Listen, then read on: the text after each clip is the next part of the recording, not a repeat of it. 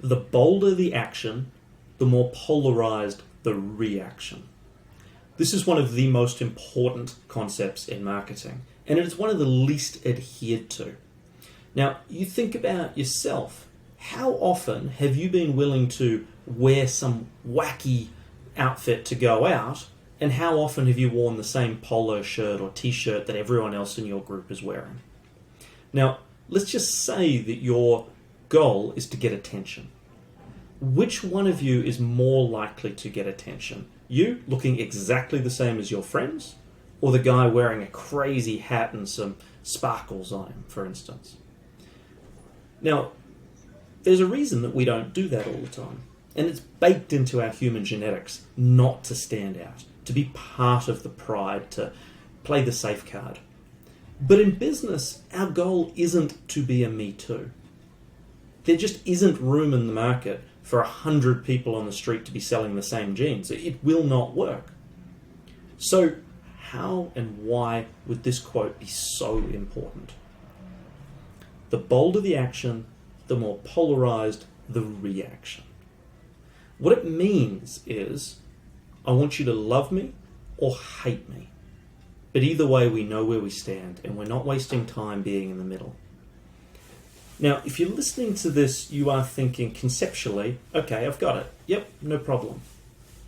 But I will bet you that you do not apply it. Because most people just simply don't. Again, we have deep in our psyche, I don't want to stand out. I don't want to take a risk. I can't tell you how many people I've given this speech to who have agreed and said, yes, and the very next day I've caught them doing what they have always done in the way they've always done it. There's another quote by Tim Ferriss, which is, if you find yourself doing things the way everyone else is doing them, you are almost certainly doing them wrong. And this talks about polarization. I'll give you another example. If I go to a job interview and I'm wearing a standard suit, standard tie, my CV looks the same as everyone else, I talk like everyone else, I've got roughly the same experience as everyone else, it's been shown that it is just, all right, that one will do, fine. I'm not giving myself a real opportunity. But if I go in and I dazzle and I do something different, maybe it's the jacket, maybe it's the way I present, maybe I've got a balloon tied to my arm, it doesn't matter. The point is, I'm giving myself a chance for them to either say, we love you, man, we just want to hire you, stop it. Or, we hate you, what are you doing? I'll give you a real life example, this is kind of fun. One of my students, he wanted a job at an alcohol company, an internship in fact, because he was still an undergrad at that stage. So he went to the effort of calling the secretary of the boss, finding out what his favourite beer was. And then he came in, he dressed up as a delivery driver, came in, had already worded the secretary up, so she led him through to the guy's office. He got the guy to sign for this package and puts it down, and he's about to leave and he says, hey, I'm looking forward to starting with you on Monday. The boss looked at him kind of quizzically and he said, what do you mean? The guy said, well, but don't you read what you just signed? You signed a contract for me to start as your intern on $1 million a year. Now, he then went on to explain, obviously this is a joke, but I really want to work for this company. I went to the effort of finding out that you love this type of beer, and I spent my whole weekend soaking the labels off of a slab of that beer and putting my own internship lager stickers onto them. Now, shortcut to the end, he did get the job, they made one for him. What's amazing about this? Yeah, it showed creativity and all those other things, but he put himself in a situation to be judged, to polarize, either to stand out and be loved or stand out and be hated. But you know what he didn't do?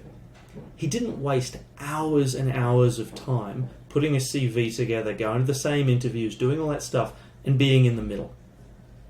The lesson here for every business, through your advertising, through your positioning strategy, everything is dare to stand out.